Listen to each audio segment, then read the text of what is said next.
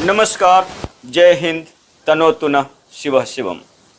दोस्तों, मित्रों, सहकर्मियों, आप सभी का मार्कंडेय मिशन यूट्यूब चैनल पर स्वागत है। दोस्तों, आज मैं आपसे एक बहुत ही महत्वपूर्ण विषय वस्तु पर बात करने वाला हूं और वह विषय वस्तु है वेद। वेद क्या है और वेद के नाम से किस प्रकार के पुस्तक या ग्रंथ रिप्रेजेंट होते हैं, इन दो मुद्दों पर मैं आपको स्पष्टीकरण देने का प्रयास करने जा रहा हूं। तो दोस्तों, सबसे पहले वेद के बारे में हमें यह जानना चाहिए कि वेद की रचना नहीं हुई है।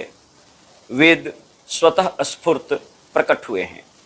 किसी भी दैवी शक्ति से या किसी भी मानवीय शक्ति से वेद की रचना नहीं की गई है। न तो किसी मानव को इसका लेखक माना जा सकता है और न ही इसको ईश्वर प्रदत्त या देव प्रदत्त माना जाता है। इसलिए वेद को अपौरुषेय कहा गया। तो इसको स्पष्ट करने के लिए मैं आपको बता दूं कि जैसे पृथ्वी की उत्पत्ति हुई है, अग्नि की उत्पत्ति हुई है, वायु की उत्पत्ति हुई है, आकाश की उत्पत्ति हुई है, जल की उत्पत्ति हुई है, वैसे ही स्वतः स्फूर्त वेद भी आविर्भूत हुए हैं, अवतीर्ण हुए हैं। इनकी रचना किसी ने नहीं की है। इसलिए वेद को अपौरुषेय कहा गया, क्योंकि किसी भी प्रकार के पौरुष से, किसी भी प्रकार के क्षमता से, किसी भी प्रकार के ज्ञान से, चाहे वह इहलौकिक ज्ञान हो या परालौकिक ज्ञान हो, वेद की रचना नहीं हो सकती। इसलिए वेद को अपौरुषेय कहा गया है।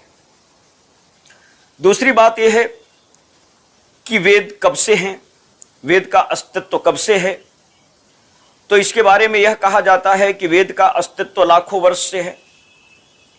जब लेखन विधि का ज्ञान मानव सभ्यता को नहीं था, तब भी वेद था और यह श्रुति परंपरा के जरिए जीवित रहा। एक पीढ़ी के लोग वेद को रटे रहते थे और वे अपने से आगे वाले पीढ़ी को इसे रटा देते थे। फिर वह पीढ़ी अपने आगे वाली पीढ़ी को वेद का ज्ञान देता था, वेद को स्मरण कराता था और इस तरह से श्रुति परंपरा के जरिए सुन सुन कर, याद कर कर के वेद को जीवित रखा गया। इसलिए वेदों को श्रुति भी कहा जाता है। आज के लिए इतना ही। नमस्कार, जय हिंद।